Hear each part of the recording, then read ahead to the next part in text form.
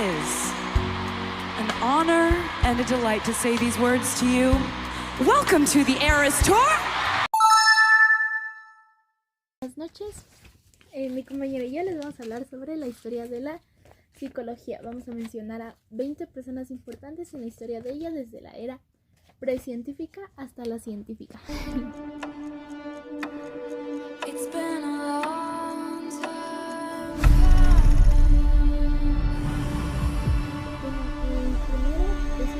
Sócrates, él es de el año 470 a.C. hasta el 399 a.C. Bueno, él pues se basaba en aconsejar sobre que lo más importante era conocerte a ti mismo, porque consideraba que era lo más importante para la vida. Él consideraba que cada individuo formaba sus propias ideas. Hipócrates, que es del año 460 al 370 a.C. Él aportaba la teoría de la personalidad, en la que eran 4 tipos de humores. Era la flemática, el sanguíneo, bilioso y atrabilioso. Decía que el buen funcionamiento del cuerpo dependía del estado de ánimo de cada persona. O sea, el cómo tú te sintieras o tu forma física era por cómo tú te sentías en ese momento.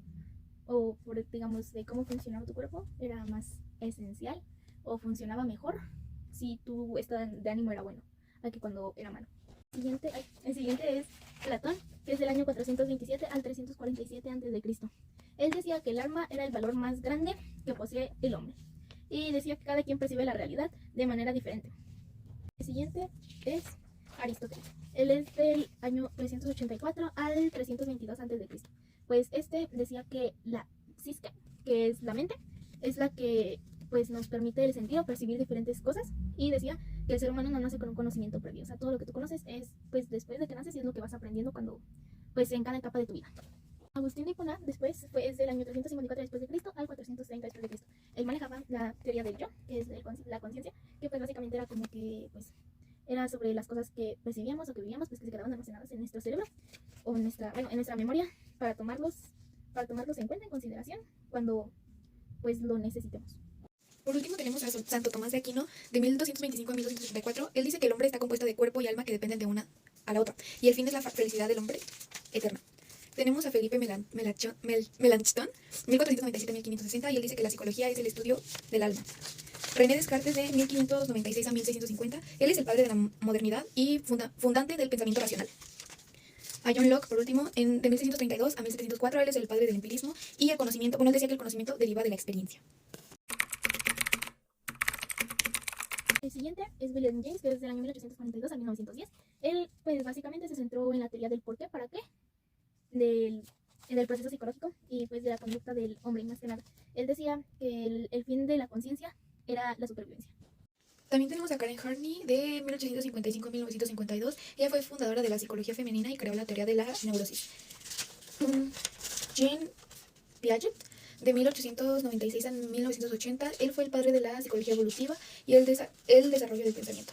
Y el que sigue es Wilhelm Wundt. Él pues desde el año 1832 al 1920, pues él se basó, bueno, él fue quien creó el primer laboratorio de psicología experimental.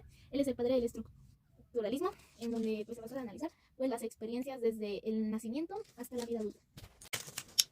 A Carl Rogers, de 1802 a 1987, él fue el creador de la psicología del y su terapia era muy centrada en el cliente. Tenemos a Abraham Maslow, de 1908 a 1970, y él creó la teoría de la personalidad y se basaba en necesidades y experiencias, y él implementó la pirámide de jerarquías de necesidades. Está Ivan Pavlov, que es del año 1849 a 1963.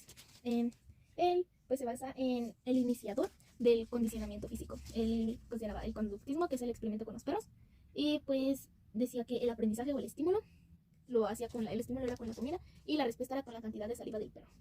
Él es Sigmund Freud, es del año 1856 al 1939.